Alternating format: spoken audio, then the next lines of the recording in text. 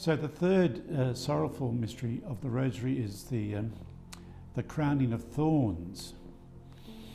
Crowning of thorns. This seems so barbaric. You can't imagine that happening physically in the world today, but I'm sure there's places in the world where similar things like that happens. But there's a lot of crowning with thorns in our mentality, isn't there? People with destructive thoughts, gloomy thoughts, despairing thoughts that can really crucify or put a crown of thorns around people's thoughts. And there's plenty of happening in this area during the COVID world.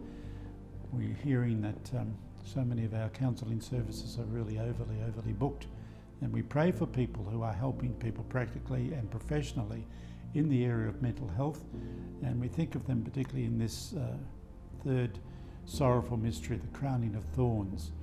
At the same time, let's think about the world in which we are in.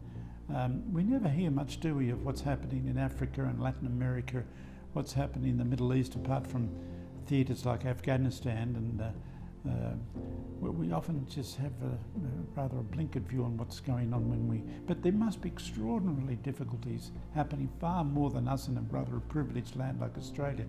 And we can sort of think that it's all about us in Australia, but it's got to be all about us in the world as well, to get a global perspective and make a local response, a neighbourhood response to maybe somebody in your street who's you haven't seen or heard or you haven't waved to for a while.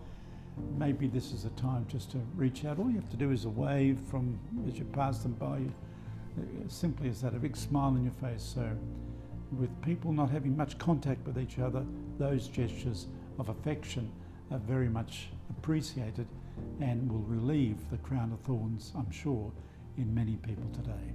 So now pray the Decade of the Rosary and a moment of silence afterwards, trying to find a practical way you can live out that decade today.